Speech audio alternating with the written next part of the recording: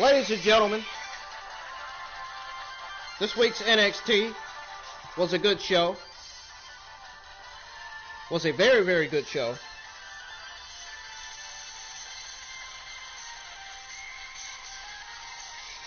We got Io Shirai retaining over Toni Storm. Dunne wins his match against Jake Atlas. We got Shotzi BlackHeart and Ember Moon, the new NXT Women's Tag Team Champions. I don't even know why the NXT Women's Tag Team Champions were even introduced. This absolutely made no sense. When you have the WWE Women's Tag Team Champions. Why didn't you have Shayna Baszler and Nia Jax drop the WWE Women's Tag Team titles to Raquel Gonzelez and Dakota Kai? That would have been better than introducing an NXT Women's Tag Team titles. That made no sense whatsoever. And then, on top of that, we got Escobar versus Devlin booked for next week's NXT. We got the Xia Li, Kayden Carter feud continuing. And then we got Legado Fantasma picking up a victory over the Grizzled Young Veterans. And we got Finn Balor retaining over Adam Cole. We're going to break it down. We're going to talk about it. We are going to go over it. We're going to go over it all right here on my IWN Wrestling News and Gaming YouTube channel.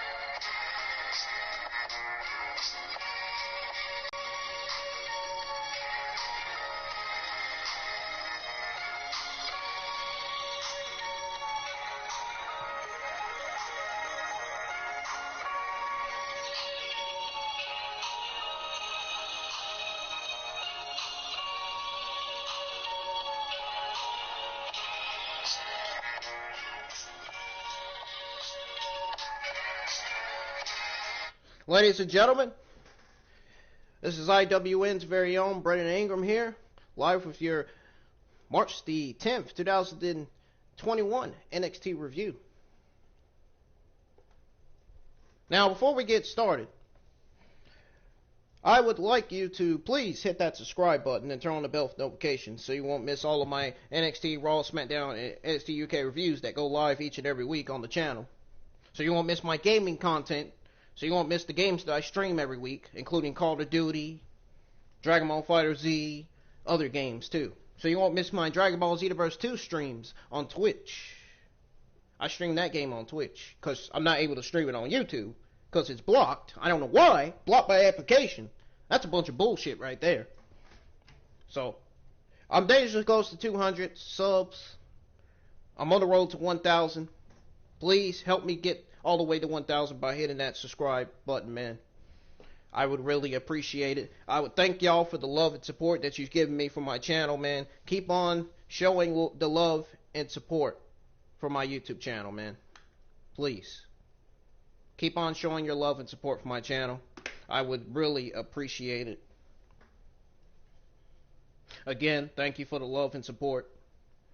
Continue to support me and my channel, man, as my channel improves and gets better and better and better each and every day. Because I make it better, obviously. Duh. Follow me on Twitter at Ingram Wrestling for the latest WWE and AEW news. Also, Follow me on Twitch if you want to see more content, if you want to see the content that you've seen on my YouTube channel on there too. But most importantly, subscribe to the YouTube channel, because that's where I mainly stream my games on. That's where I mainly go live with my Raw, SmackDown, NXT UK reviews on, and of course go live with my AEW Dynamite reviews and pay-per-view WWE and AEW pay-per-view reviews on too. Now, with all that being told, with all that being said, let's go ahead and get to the fucking review. Let's break it down here, man. Alright, so this week's NXT opens with a view of Finn Balor and Adam Cole arriving at the arena early, and that's always a big time in WWE. With that in mind, he has two major announcements to make, and here is the first. On April the 7th and 8th, we will get the first ever 2-night NXT TakeOver title stand and deliver. That would be great. That's gonna be fantastic. That's gonna absolutely be awesome. So as for the second announcement, Ringo points to the stage, and we see every female wrestler in NXT and the PC. Ringo says they are the best female wrestlers in NXT and the PC. That's true. That is very, very true. NXT has the best women's division on the planet right now. Can't deny that. Ringo says they are best female competitors in the world. Improve it every week. Ringo invites Dakota Kai and Gonzelez down to the ring. Ringo says that after the injustice of last week with the WWE Women's Tag Team Champions, he is sorry. He is sick of waiting for others to make decisions for him.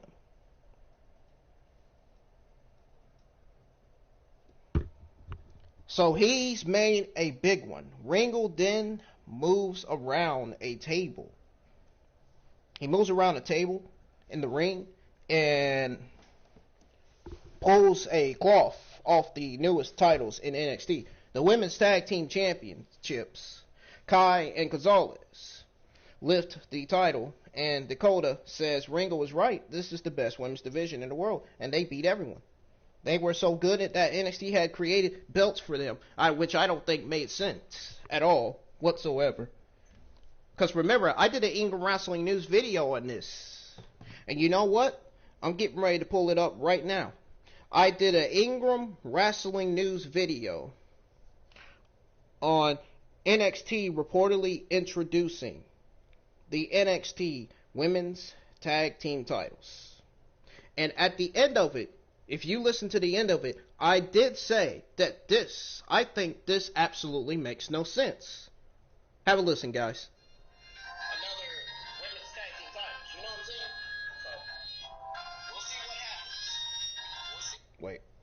Has a lot to do with why Dakota Kai and Raquel Gonzelez lost to Nia Jax's champ basis. Then, to WrestleMania 37.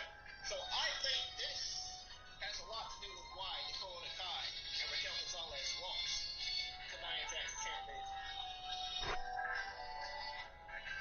But I don't think it makes sense to introduce another women's tag team titles. You know what I'm saying? So, we'll see what happens. We'll see if that's actually true or not. We'll find out on next week's NXT. Which was this week's NXT. So that's what I said. I did the Ingram Wrestling News video last Friday. This was March the 5th. So, yeah. I said it. I said it on my Ingram Wrestling News video, and I'm going to say it again. It absolutely makes no sense to be introducing NXT Women's Tag Team titles. That was an absolute god-awful decision by WWE.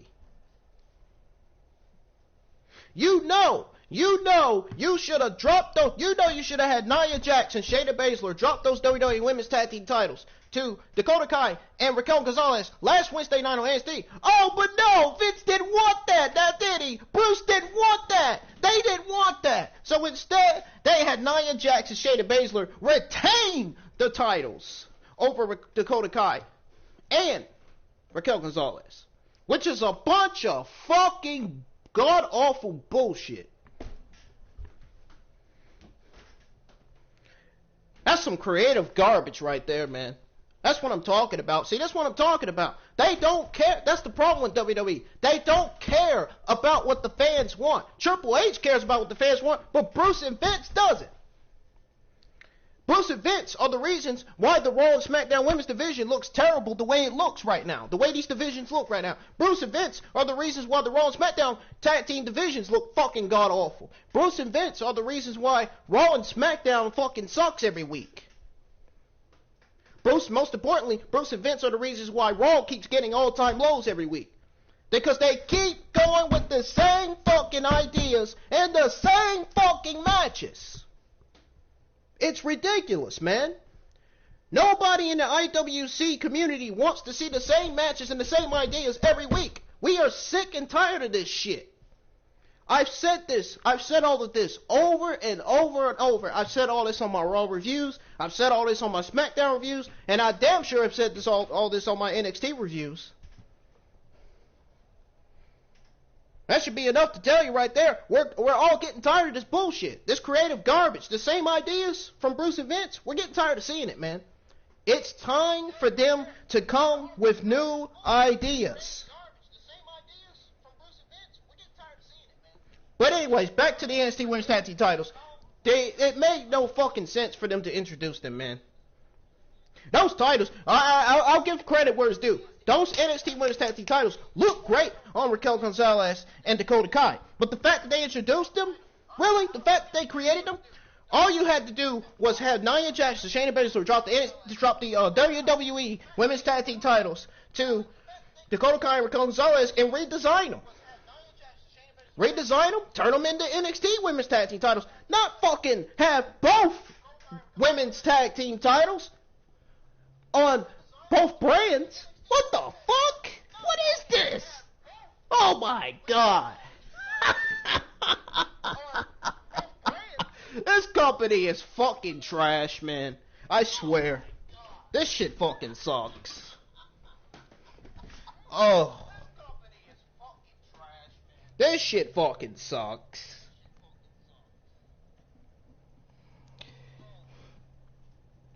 Anyways, they were so good that NXT had to create belts for them. Raquel says this is just step one in them taking over the world. And they're going to carry those belts for a very long time. Yeah, I said cry, and I wasn't trying to say that. Shotzi, BlackHeart, and Ember Moon make their way down to the ring and offer a half-hearted congratulations. Ember says it's great to have champions, but they need challengers. They remind Kai and Gonzelez that they also won every match of their bracket and the Dusty Cup. And not every match. You lost your match against Dakota Kai and Raquel Gonzelez in the finals, did you not? Shotzi, BlackHeart, and Ember Moon? So, yeah. You didn't win every match. You lost to Dakota Kai and Raquel Gonzelez, remember? Remember that? Oh, that's right. You ladies forgot, didn't you? You didn't realize that. You ladies didn't forget about that one. So you can't count out a match. You can't count out that match just yet. And the final could have gone either way. So why not run it back tonight? So William Regal loves the idea, and he books the match. I didn't like the idea. I didn't. Worst decision ever. He books the match for later that night, which means 3 title matches, the first of which happened on the show. So we got Io Shirai versus Toni Storm for the NXT Women's Tag Team Champions. Now, folks, fans have fought for NXT to gain more representation on the main WWE shows. Instead, WWE is pushing the opposite direction, allowing the Black and Gold brand to be its own show entirely. Okay, I get that. I get that. But to introduce NXT Women's Tag Team titles, what on earth kind of sense did that make? A 2-night takeover can be a major opportunity to establish more fresh talent on a larger stage. Now, the second announcement would divide fans even more because there is a bright side to it. The women had more opportunities to shine. Now, if the men get unique tag titles in NXT, the women need it the same. I get it, but you got the WWE Women's Tag Team titles. Why do you need both titles on two different brands? Bruce? Huh? I don't get that.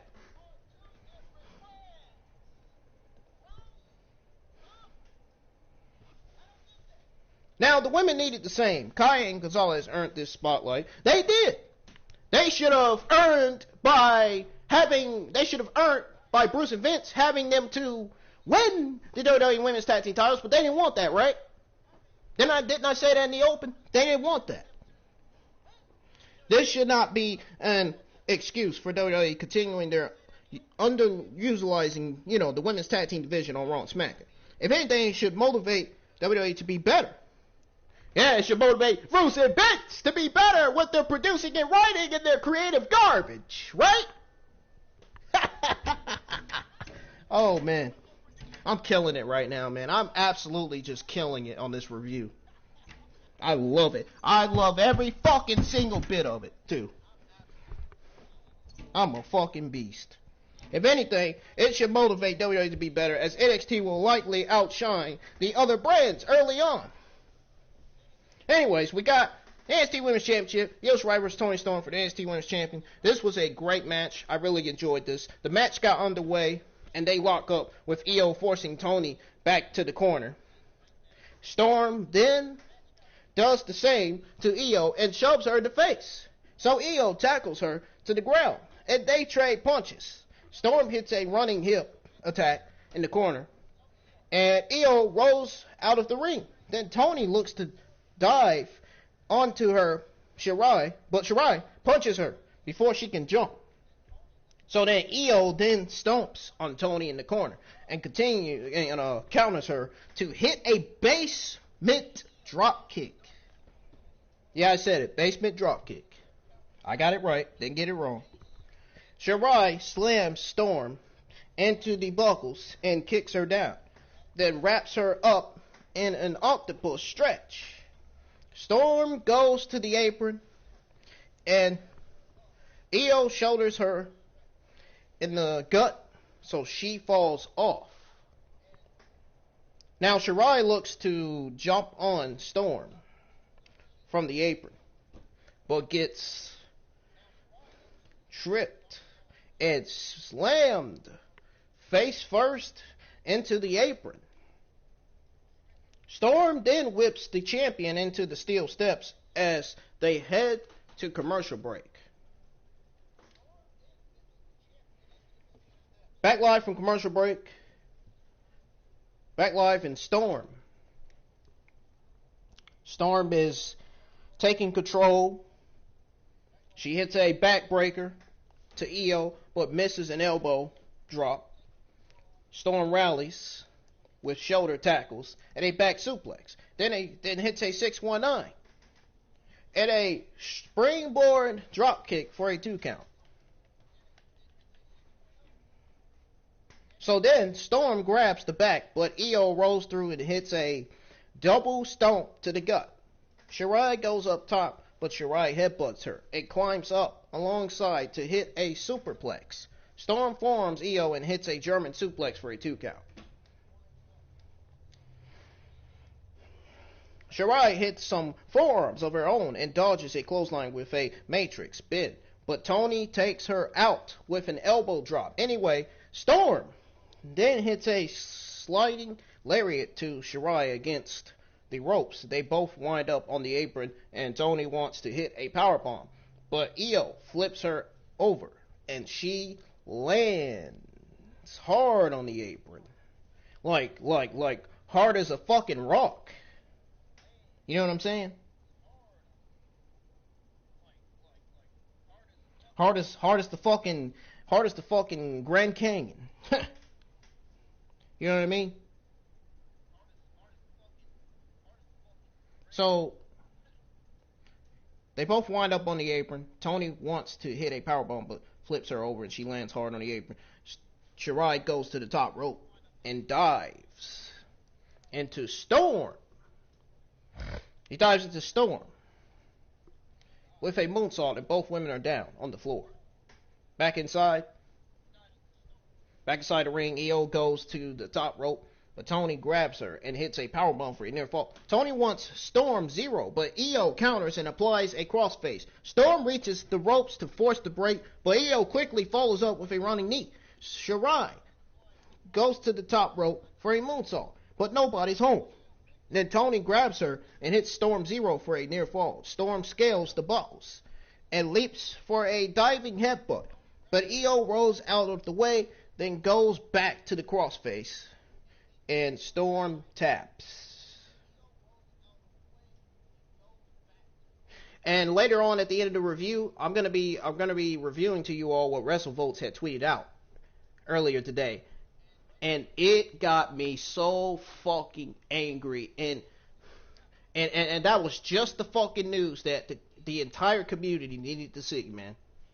Just the fucking bad news the entire community needed to see. That's going to be explained at the end. I'm going to go over with you all that tweet from WrestleVotes on WWE not having no WrestleMania plans, which doesn't surprise me at all. I mean,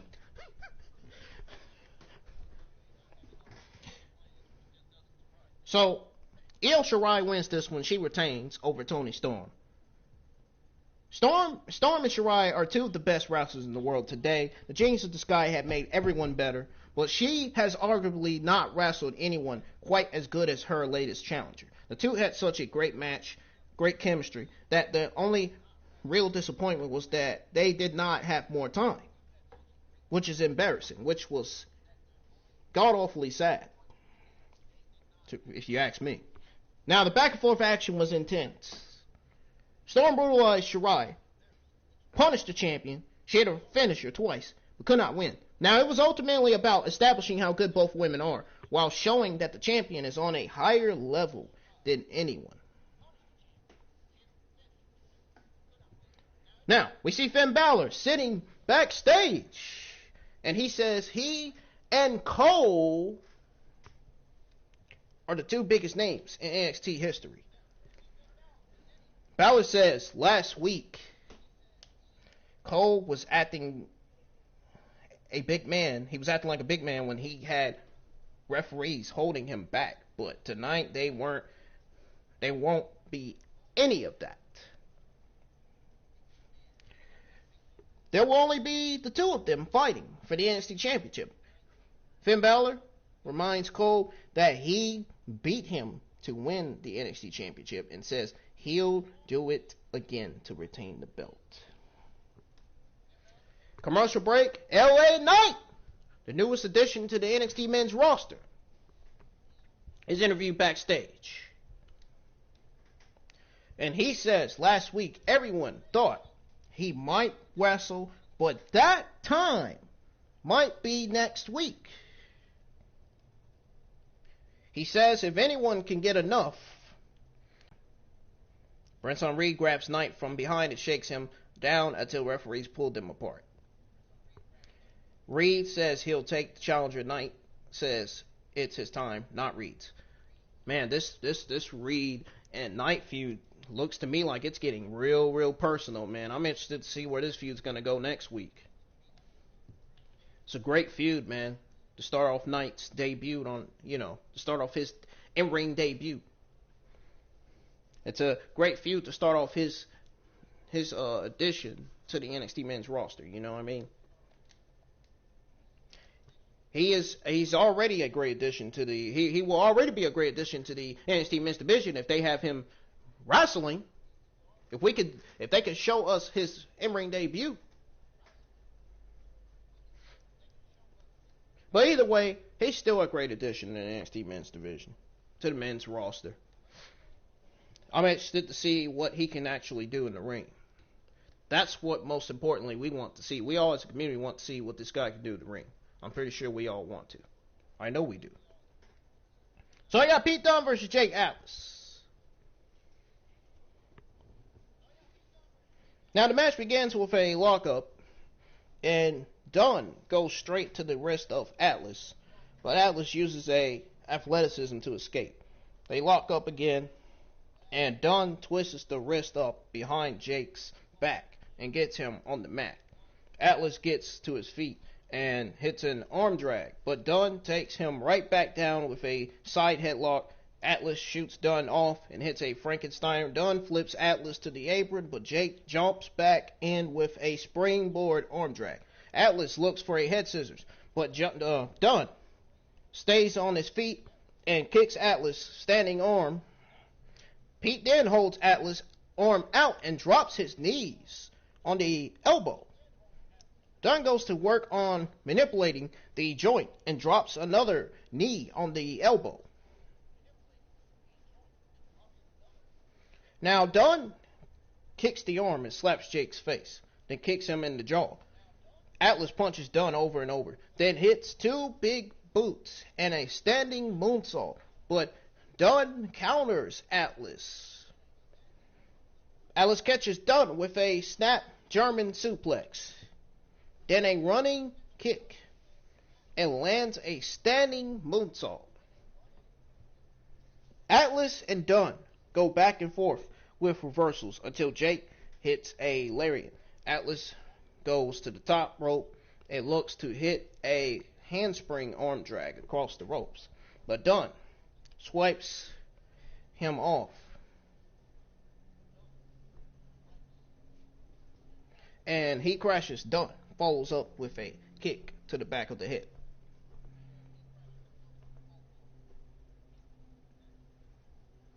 Then attacks the arm before snapping it back and holding an armbar until Atlas taps. And that's that, folks. That was the end of that match. So, for what amounted to an extended squash, this was a fun sprint. Now, Dunne got to show his work fully, while Atlas was not completely outmatched. Now, it was all about selling the idea that the Bruiserweight was the greatest technical wrestler. While it may or may not be true, Dunne has clearly claimed many could step up to the heel to try to show they are better. Dunne certainly needs a major match at NXT TakeOver. But who could it be? Who could be his challenger for NXT TakeOver? That's my question. Please not Finn Balor again. Please don't. Please not. Please, someone different. You got plenty of baby faces in there. You could put them in a match against Kushida. That would be a great match. That would be a hard-hitting match right there. Kushida versus Pete Dunne for the next TakeOver. Man, do you not know that match has so much potential? It does. You can even put Pete Dunne against Leon Ruff. That match would have potential too if you make Leon Ruff look good. If you make Leon Ruff and Pete Dunne both look good in the ring. I think Pete Dunne versus Kushida would be the greatest, would be the match to go for the next TakeOver, in my opinion. I think it would steal the show. I mean, Dunne and Kushida has different styles. Kushida has an MMA background, something you all didn't know about. Yeah, I saw his resume. Yeah, he has an MMA background. I don't know if you all didn't know that. He used to do MMA. Pete Dunne, he has this wrestling style, this old school wrestling style. You know, he has this great persona. You know, two different styles. Not AJ Styles, but two different styles. You know what I'm talking about, right? Two different styles in the ring going at it. Collision course, man. That would be a great fucking match. I think a Kushida and Pete Dunne feud should happen. I really think this feud would be great. It'd be great for the viewership. I think it'd be great for the ratings. Any new idea would probably help the ratings and the viewership. Something Vince McMahon and Bruce needs to consider. Just throwing it out there. Anyways, After the match, Pete Dunne gets on the mic with Burch and Lorcan flanking him. Dunne says, this is the time of year when people want to make a name for themselves. But this is what happens when they step to him. Dunne says he made a name for himself in the UK, and Imperium cut a promo from backstage. And Marcel Bartel talks to Timothy Thatcher. He says, a long time ago, they created something very special, something nobody will be able to overcome. And it's time to fall in line. Heiner says, they're here for Thatcher, but if he needs Ciampa's permission, they'll make it work. Wonder why Alexander Wolf wasn't on the show. Wonder why Walter wasn't on the show last night. When is Walter ever going to be in a ring? We've never seen him in the ring. We haven't seen Walter in 3-4 months. Where is he? What is he doing? Where is he? What is WWE doing with Walter? What is WWE doing with Alexander Wolf? Most importantly, what the hell is WWE doing with Drake Maverick and Killian Day? Oh my God. You got all this talent, so much potential, and you're not even considering booking them in matches, giving them storylines to go with. Come on, WWE, man. You guys are better than this. I thought you guys were better. Way better than this, man. Turns out you're just nothing more than god-awful. God-awful idiots. Bruce and Vince, I'm referring to. Not Triple H. Triple H's not an idiot. He actually knows what he's doing with his brand. His brand are like his kids.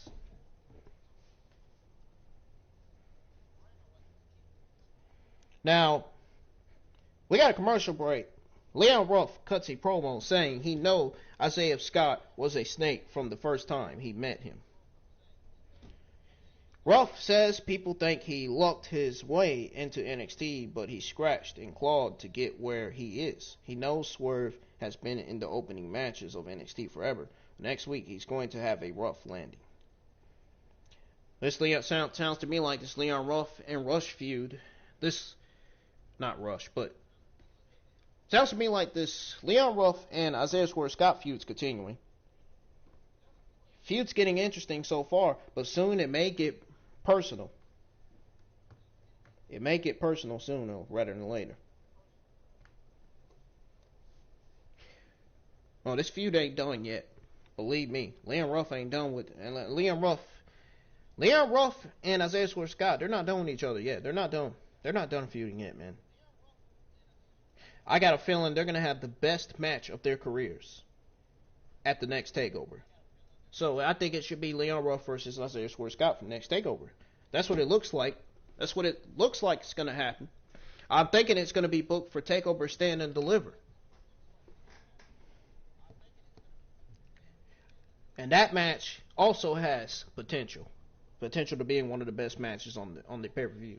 NXT always delivers the best takeover pay-per-views in the world, so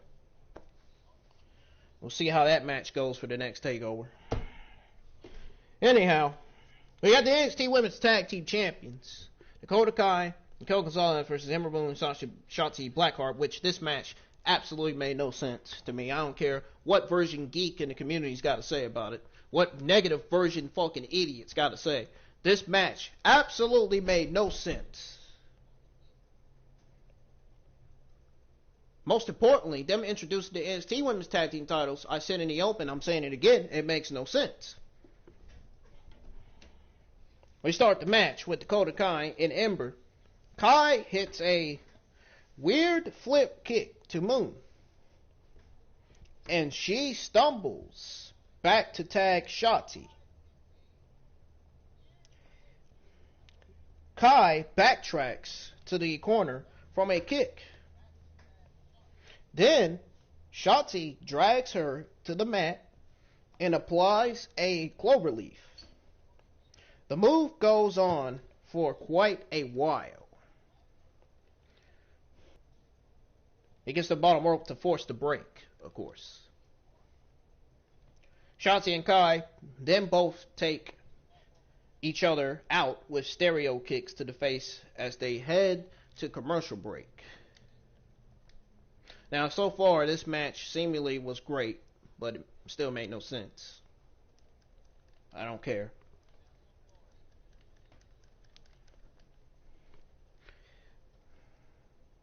I just do not fucking care. Still did not make any fucking sense at all.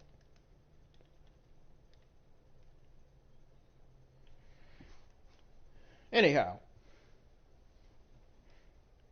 back from commercial break, we return to find Gonzelez holding BlackHeart in a bear hug, so the team of Gonzelez and Kai were in control of this match. Raquel tags out, and Kai jumps off Gonzelez to hit a double stomp for a 2 count. Kai applies a body scissors to Shotzi.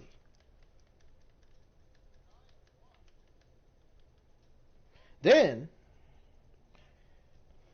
she applies body scissors to Shotzi, who rolls backwards for a pin attempt to no avail. BlackHeart hits Kai and Raquel. So she hits both of them, then tags Moon, who came in hot with lariats. Moon hits a back suplex and a running senton. Then kicks Kai. Moon hits a dominator into a knee to the face. Then Gonzelez runs in, but Moon catches her with a knee. So the champions roll outside, and Moon gets on the ropes to hold them open for BlackHeart to hit a suicide dive to Gonzelez. So then Moon gets Kai back in the ring for a 2 count. Kai hits a running boot to the face of Moon before tagging Raquel, and they hit a double team throw kick for a near fall. So then Gonzelez lifts Ember into a glory bomb position and flips her over for a power bomb. I thought she was going to do the glory bomb. I thought she was going to do Kaylee Ray's finisher. That's what I thought she was going to do. And flips her over a power bomb of sorts and a near fall, thanks to Shotzi breaking it up. BlackHeart runs away. A near fall thanks to Shotzi BlackHeart breaking it up. She runs away, so the Raquel tags Kai. Moon counters them and tags BlackHeart, who jumps off the ropes with a crossbody to both. Shotzi hits a Hurricane Rana to Raquel, and she rolls out. Now, the BlackHeart hits a series of kicks and a back suplex to Kai. Moon holds Kai on the middle rope, and Shotzi hits a running knee to the back and tags out.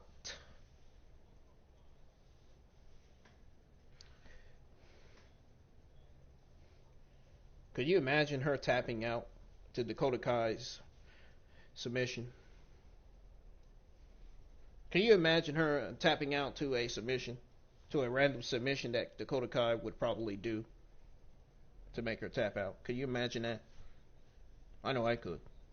Can you imagine Dakota Kai hitting the PK to Shotzi BlackHeart, winning the NXT Women's Tag Team titles? Can you imagine that?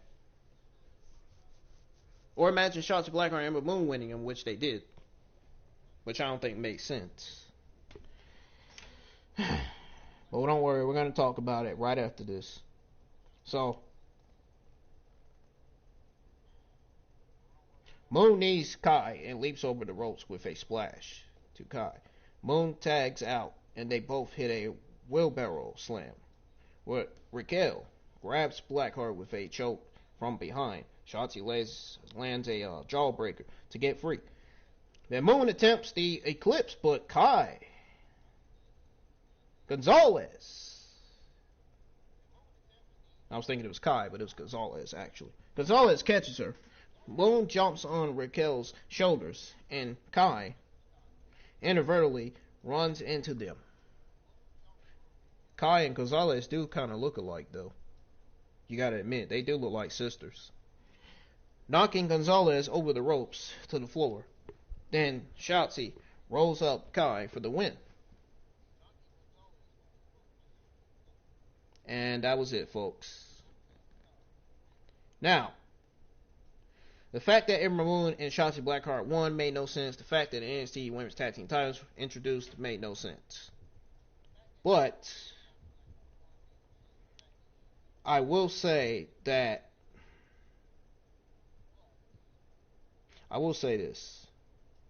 The women continue to deliver on the show. This tag team match was better than the Dusty Rhodes Tag Team Classic Women's Final. I will say that. Now, both teams were comfortable working at a high level together. It led to a great introduction. Yes, it did. To the new NXT Tag Team Champions. The title change on the same night was shocking, but that was likely the point. NXT wanted to get people talking about the new tag titles, and now both of the top teams in the division have held them. It established a history that people will remember. Now, this also allowed Gonzelez to step up as the best option to challenge Shirai next. The two have been on a collision course for a long time, and this is the best match to main event one of the two nights of NXT Stand and Deliver. It may not be the best decision long term, however, WWE has often focused on immediate impact over long term reliabilities. Now,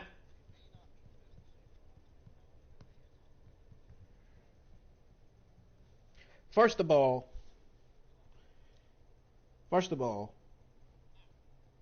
I'm going to say this as simple as I can. Why would you want to introduce NXT Women's Tag Team titles? Why? Why?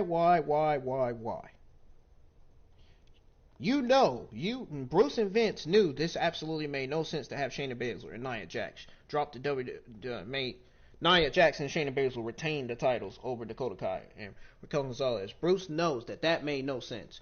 Bruce and Vince should know by now that it made more sense for Nia Jax and Shayna Baszler to drop the WWE Women's Tag Team titles to Raquel Gonzelez and Dakota Kai last week. I don't even know why both titles are even existing to begin with. Does anybody even care about the WWE Women's Tag Team titles? Well, yes and no. There are a lot of them. There are a few of them that do, and there's a lot of people that don't. I'm going to tell you right now.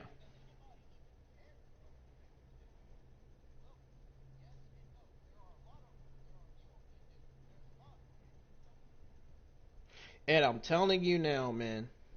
I'm telling you right now. This right here is a bunch of bullshit. Raquel Gonzelez and Dakota Kai were robbed once again. This is the second week in a row they've been robbed. This is the second week in a row they've lost. They lost to a WWE Women's Tag Team. What the fuck are WWE doing with Dakota Kai and Raquel Gonzelez? They should be winning, not losing. What is going on here? Just same thing I said about Thunder Rosa on my AEW Dynamite review. Thunder Rosa should be winning, not losing. Why do you book her to lose? You're making her look like a complete idiot, man. Seriously. Now that's the case for Raquel and Dakota Kai. Now you're making these two look like idiots now. It's embarrassing to say, but it's true. It's fucking true.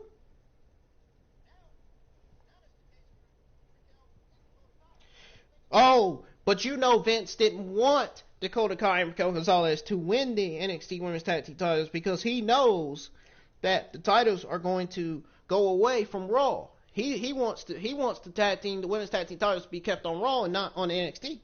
So instead, Vince went on with the decision to have Royal Ring on Triple H to introduce the NXT Women's Tag Team titles.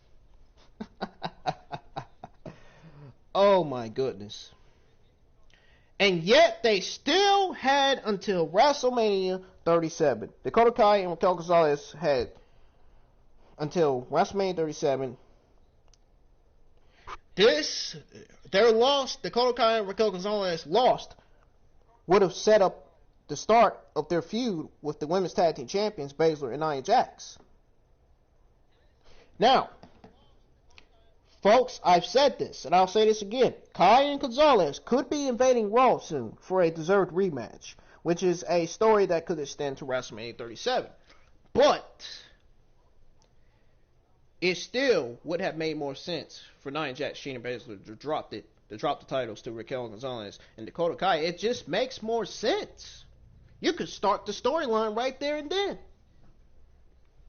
Raw doesn't need the WWE Women's Tag Team titles as much as they're fucking using them, as much as how bad they're doing with these titles. They are doing absolutely terrible with these WWE Women's Tag Team titles. Monday Night Raw is. Monday Night Raw Women's division has no tag team division. I don't know why they're coming up with the idea of pairing these women up together. I don't understand. Why this? Oh, because some of the women wanted this? Is that why? Some of the women that watched WWE, was that the decision for the women? Is that what they want? Pretty sure, I guarantee you, half of them said no, they didn't want this. A lot of us in the community didn't want this, man.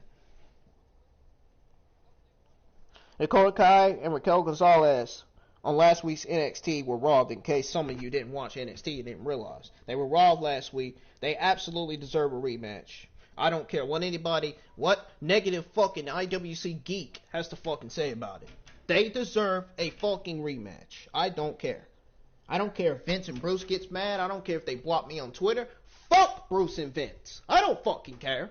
Fuck these guys, man. They have ruined the entire Monday Night Raw and SmackDown Women's Division and Men's Tag Team Divisions. Burst the fucking Tag Team Divisions, for God's sake, man.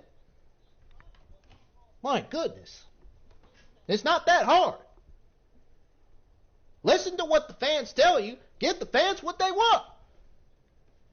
My goodness, man. Give the IWC community what they want to see on television. The shows and pay-per-views should be done right. But they never are, because Vince and Bruce wants them done the way they want them done. They want them to look the way they want them to look. It just... Oh, my goodness, man. And you know what? On last week's WWE Women's Tag Team title match on NXT, Nia Jax, did y'all not realize that Nia Jax and Shayna Baszler cheated in this match? And it's all Adam Pearce and Bruce's and Vince's fucking fault. Raquel Gonzalez and Dakota Kai were both rumored to win the Women's Tag Team titles last Wednesday night. They were rumored to win those Women's Tag Team titles. Oh, but what happened? That went to shambles, all because Vince and Bruce didn't want it. Bunch of bullshit, man. That's what I'm talking about. I hate this fucking company, man. These guys fucking suck. Just like Call of Duty. Just like Call of Duty fucking sucks, man. My God.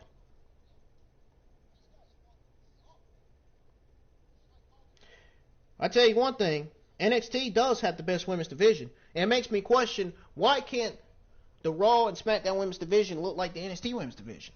Huh, Bruce? Huh? Why? I don't get it.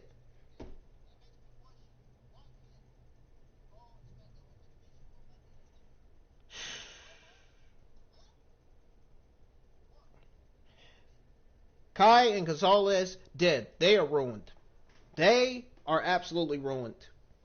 Raquel is going to lose to Io Shirai for the NXT Women's Champions. They are going to absolutely bury Dakota Kai and Raquel Gonzalez. Because, they don't have any more plans for these two, right?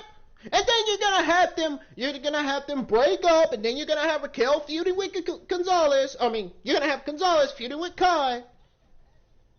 I guarantee you, when Gonzalez loses to Io Shirai, that's going to be it for Raquel and Kai.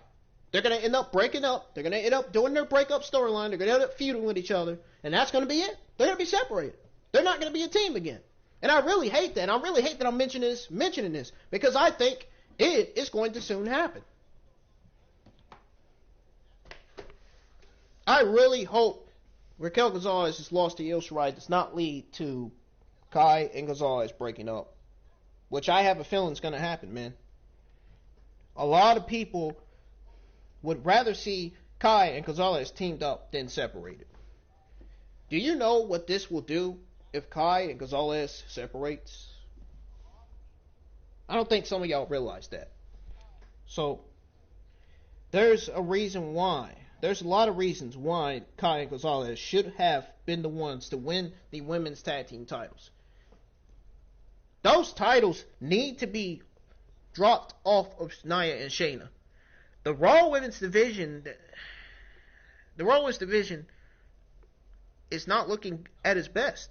Vince and Bruce are not doing anything right with these WWE Women's Tag Team titles. They deserve to be used properly, not used awfully. You know? I care about this company. I'm really passionate for wrestling. I really want to see the best shows every week, man. I really want the best for these people, man. But these people are not giving us their best. They're not giving us what we want to see out of these shows. What we want to see out of the pay-per-views. They always want to go their way. It's always about power, man. That's the problem with this fucking company. That's why Bruce and Vince need to get fired right there. Jesus Christ, man. They can't write, produce. They can't even book shit right on the goddamn shows. Can't even book shit right. They can't even come up with new storylines, new fucking feuds, new matches, new pay-per-views. They can't even come up with new fucking shows.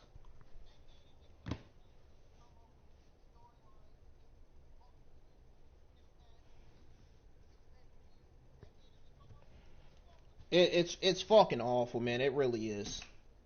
This is absolutely terrible, man. Just complete fucking trash right there. Trash creative is that's what I'm talking about. Complete trash creative writing right there by Bruce Pritchard, man. My gosh. Complete fucking god awful writing by WWE. Right here. One of the worst decisions I've ever seen on an NXT show, man.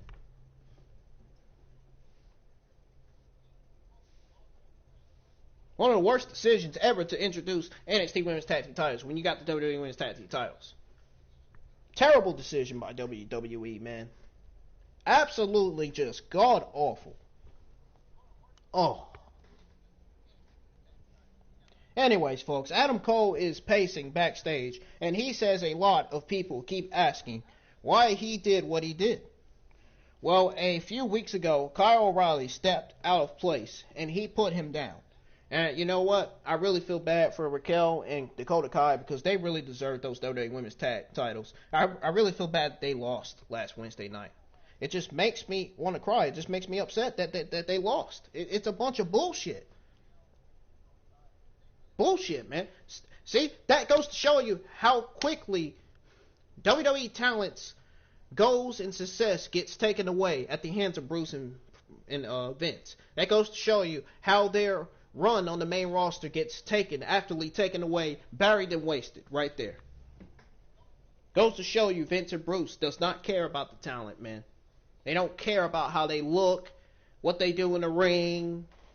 It shows. It definitely shows right there, man. It really does.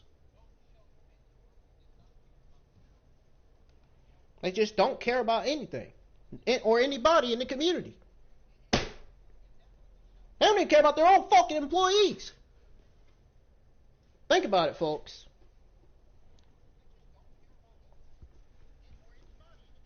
And last week, Roderick Strong tried to question him, and he beat him down. Cole says he remind them who the leader is, and the Undisputed Era is only dead when he says so. As far as he is concerned, he just got rid of the dead weight. So you're trying to say Kyle O'Reilly, Bobby Fish, and Roger Strong are all dead weight, right? Adam Cole, I don't think you realize they are the reasons why you were NXT champion. They are the reasons why you were NXT champion. NXT Tag Team champion. They were the reasons why you were North American champion. So yet you want to call them dead weight? Really? Come on, man. Use your fucking brain, dude. As for last night, Cole says people look at Finn as the greatest NXT champion ever.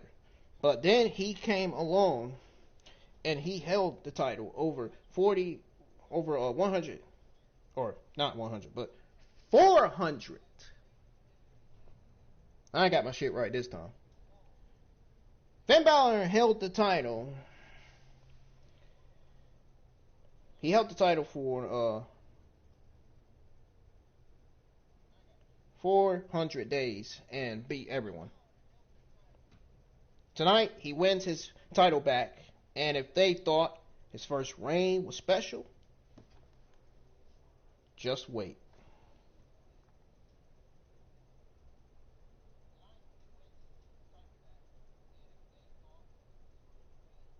So, we see Shotzi and Ember making their way backstage and getting applause from all the women except Indy Hartwell and Candice LeRae. They walk off and meet Johnny Gargano and Austin Theory. He asked about the therapy last week. And Gargano says he only paid the therapist because it doesn't come free. Gargano reminds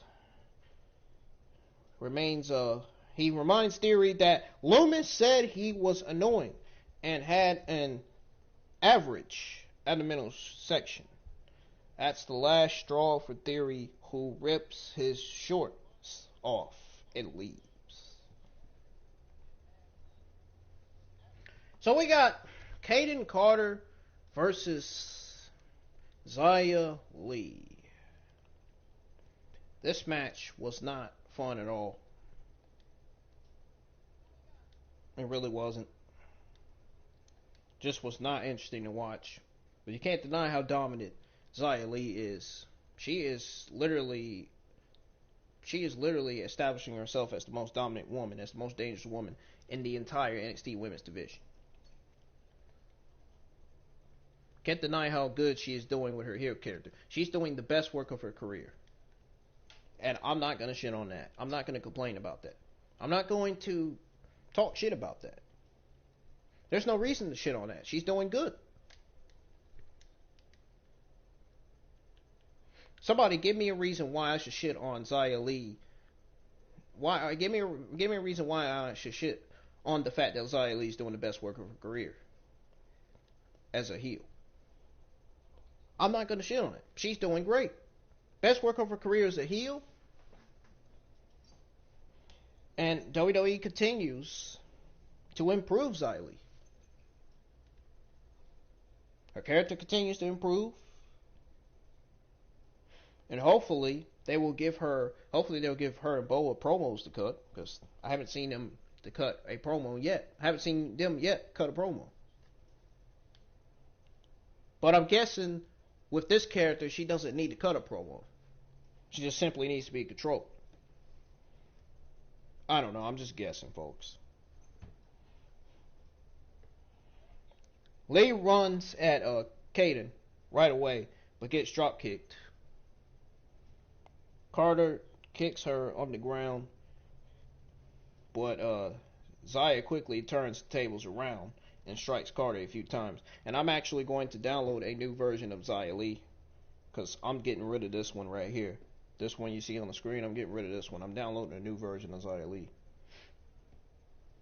so you can see the one that actually looks like her. Been waiting to download that for a while. Kayden starts to come back with a jawbreaker and some running forearms. Carter rolls through a real wheelbarrow and hits a scissor kick. Carter knocks Lee back to the bottom rope and hits a big running knee for a 2 count.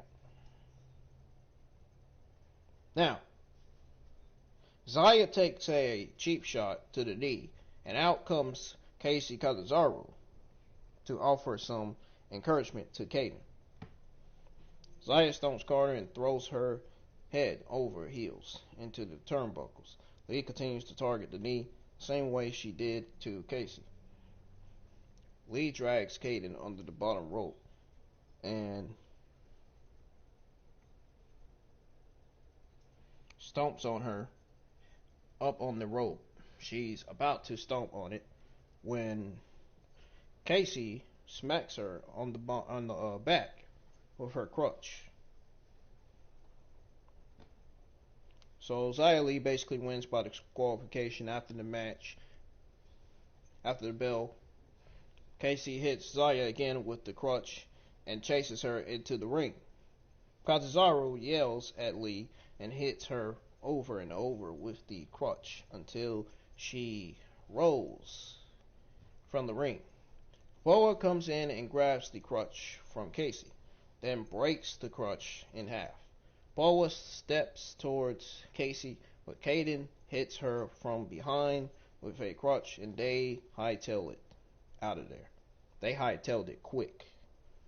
Quick, faster than a fucking cheetah. That's how quick they got out of there.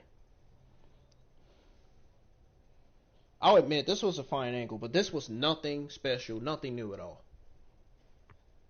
Lee remains dominant, but cannot take the next step forward against the likes of Carter and Catanzaro. She needs rivals who can help her come to that moment, man. And I said it before and I'll say it again. She's doing the best work of her career as a heel, but WWE needs to do better with her. I feel like they're not doing her right. I feel like they're not using her properly on TV. She's also one of my favorite NXT talents, and I'm really happy for Xia Li and her heel character. I wish WWE would just go along with making it better. Give her some more people. Give her some more women's talents to feud with. Make it great. Make it better. Make it the best thing on television. Make sure it's written properly. Make sure it's produced properly. You know? Most importantly, make sure if she has a match with that opponent, with that talent, make sure it's booked properly. Most importantly.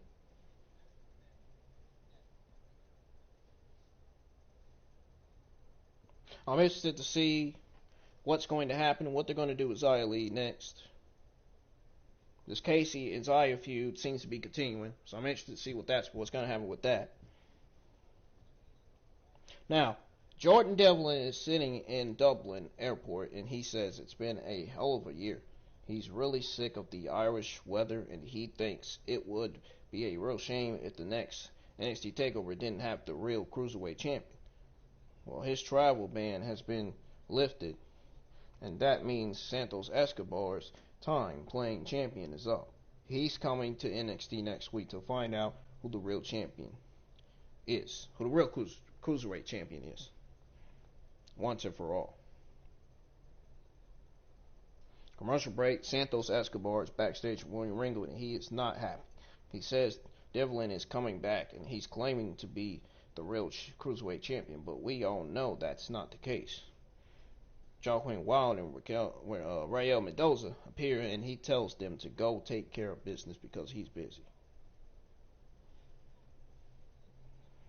We got Legado del Fantasma versus Grizzled Young Veterans. I don't understand why we got this match. Grizzled Young Veterans are not baby faces, they're heels. Why would you book a heel tag team versus a heel tag team? This made no sense at all. This absolutely made no sense. I don't get it. This was disappointing, man. It was. This booking is this 50-50 booking with this tag team heel versus tag team heel match. Heel versus heel? Really? A heel tag team versus a heel tag team? This is disappointing, dude. I don't understand why they went with this. God awful decision by WWE right here, man.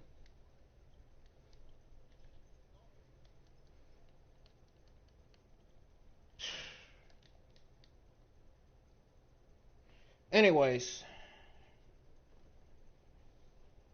the match gets underway with Mendoza and Zach Gibson. Zach looks for a snapmare, but Mendoza flips over and lands on his feet. Mendoza beats Gibson back, and he tags James Drake. Mendoza drops Drake and backs him into the corner. It tags Wild. As Joaquin is beating on Drake, out comes Fandango and Rizongo as astronauts, distracting Wild and Mendoza. The two astronauts take their helmets off, reviewing it's actually Wes Lee and Nash Carter. Grizzled young veterans are stunned, and Wild rolls up Drake for the win.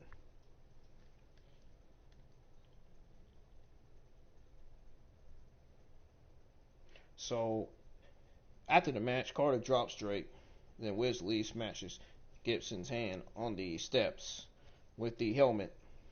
Fantasma are smiling in the ring, but Breezango appeared from behind and beat them down. Wild gets hit with a super kick from Breeze and a Falcon Arrow from Fandango. Then they leave. MSK get in the ring and dance. Folks, I don't understand, man. What's the meaning? What is the meaning of this? I don't get it. This was very, very disappointing, folks, for a potential great tag team match to be rushed this much. But both tag teams are also heels. So this makes sense. This makes no sense to book heel versus heel. This doesn't make sense. Now, it was ultimately about the aftermath. MSK cost the Grizzled young veterans the match, hurting their pride. And then the faces got to do some physical damage as well. Now, Breezango also continues to build a rivalry with Legado del Fantasma, with Escobar suddenly preoccupied with the return of the original NXT Cruiserweight Champion. Mendoza and Wild can be fully a part of the tag team division.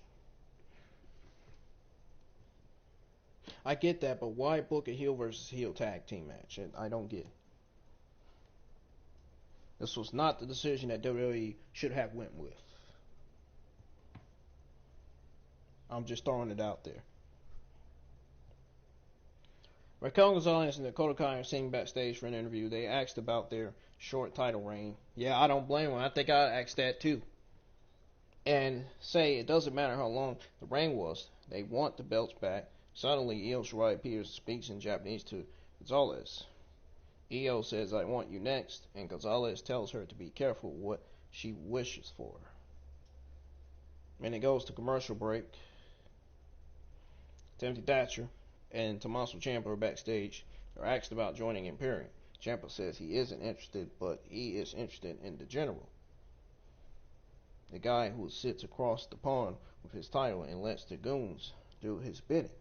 So he's thinking they're enemies, and he wants to face them. Thatcher looks confused. So we got Balor versus Adam Cole. I think Thatcher's going to turn heel. I think they're going to turn Thatcher heel on Ciampa. That's what I think is going to happen. They're going to have him turn on Ciampa to join Imperium. That's what's going to happen. So he's going to be a new member of the Imperium. Again, they're gonna have Thatcher turn on Ciampa, and bam, he'll be a new member of Imperium. So it'll be the reunion of Walter, Thatcher, and Marcel Barthel, and Alexander Wolf, and all the other members of Imperium.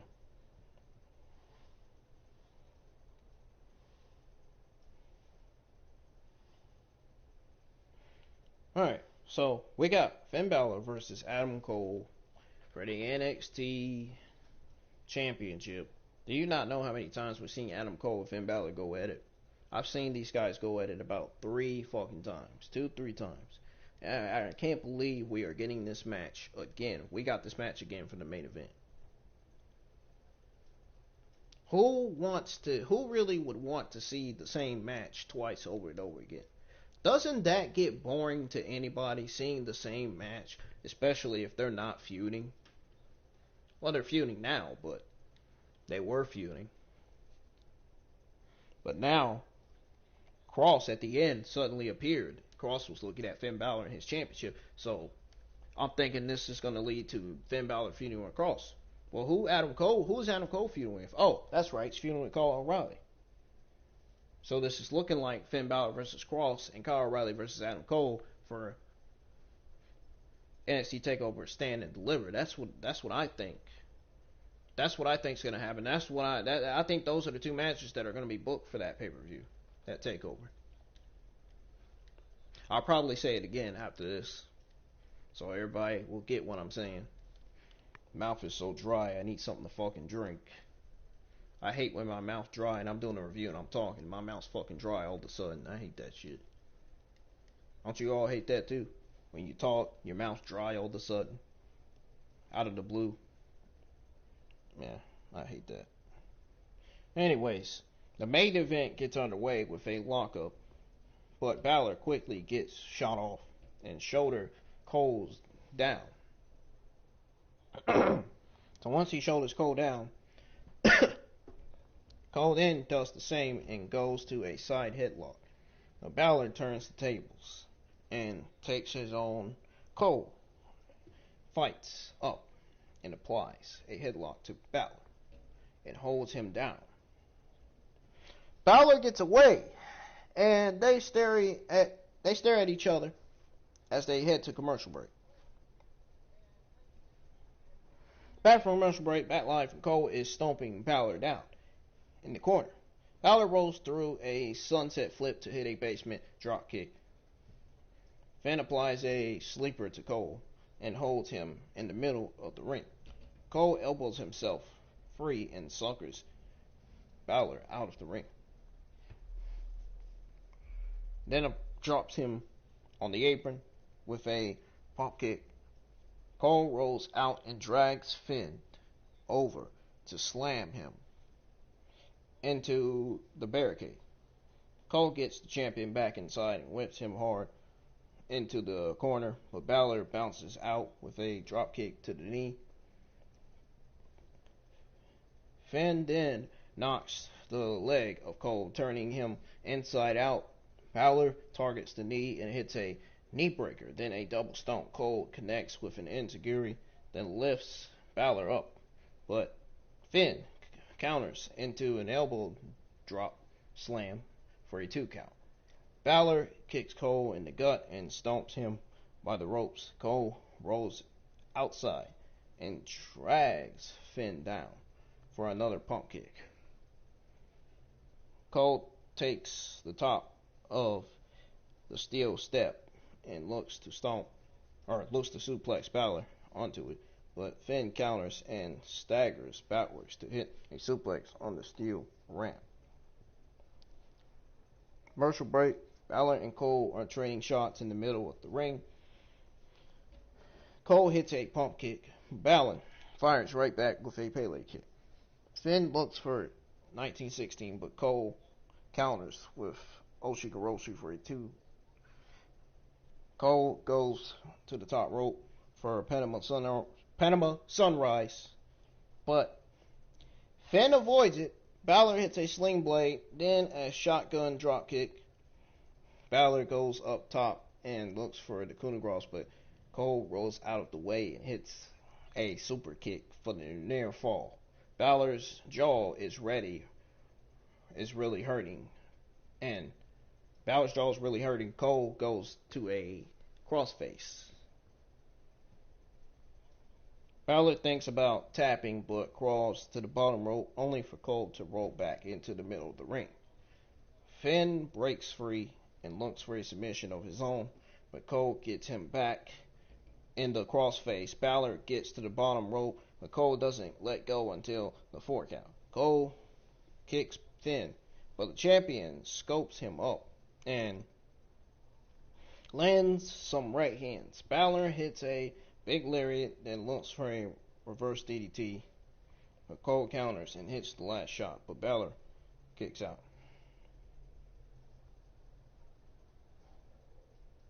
Cole goes to the middle rope and hits Panama Sunrise for another near fall. Cole can't believe it, and he looks out of ideas.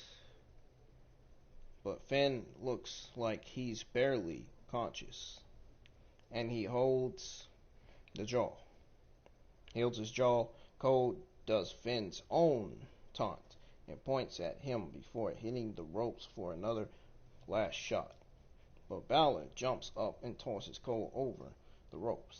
Cole gets up and Kyle O'Reilly is standing on the other side of the barricade. Cole looks like he's seen a ghost. Balor comes over the ropes with a tope. Balor then hits 1916 on the floor and gets Cole back inside, and coup de grace still seals the deal for the Prince. And just like that, Balor retains his title. After the match, O'Reilly hops over the barricade and comes into the ring and stares at Balor, who points at Cole and nods. O'Reilly bends down and talks to Cole, who begs for forgiveness, then looks for a low blow, but O'Reilly catches the hands. Kyle kicks Cole and unloads with right hands and lefts. He unloads with rights and lefts. O'Reilly forces Cole back to the corner. I can't get my stuff right today. But the referee pulls him back. Cole rolls outside, but O'Reilly goes after him and batters him. The referee tries to stop him, but Kyle shoves him, then slams Cole into the barricade again and again. O'Reilly looks to hit a brainbuster on the steel steps, but the referees run down and stop him. Cole tries to get away, but O'Reilly chases after and beats him down again. They run backstage and we're left with the NXT champion alone in the ring. Balor looks over his shoulder to see Karrion Kross and says, "What took you so long?" They stare at each other to end the show.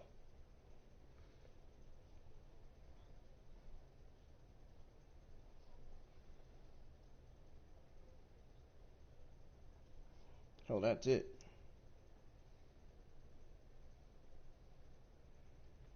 So, honestly, my thoughts and comments on Finn Balor versus Adam Cole. Yes, this match was good. Yes, it was okay.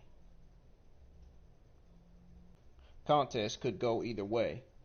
The last shot to the jaw was especially smart, even if the jaw attacks on the Prince are going to get old soon. So even if the jaw attacks on the Prince are going to get old soon, the main problem was a lack of emotion. It was never clear that the Prince truly needed to hurt Cole like he promised. So the two did not tell as intense and physical a story as expected. Now the post-match attack of Kyle O'Reilly was not clean, but it felt more visceral and earned. It was truly the moment and solidified the end of Undisputed Era, at least for Cole. This was a spectacular ending that had to set up a great match for a takeover. It finally did not need to end with Kross facing down Balor as well. That was an anticlimactic way to set up such a major takeover match. So it looks like we're getting Adam Cole versus Kyle O'Reilly for NXT TakeOver Stand and Deliver, and we're getting Balor versus Kross for the NXT Championship at Stand and Deliver. That's what it's looking like. Those two matches are going to deliver. Those two matches have potential. If WWE goes with it right, of course. So, folks, that's going to do it for your March the 10th, 2021 NXT review. If you enjoyed this review, hit the thumbs up. If you didn't, hit the thumbs down. I would appreciate it. The like button certainly helps me, my channel, my live streams, and my videos. You already know that. Even all of my Ingram Wrestling News subscribers, moderators, fans, and viewers know that too. So,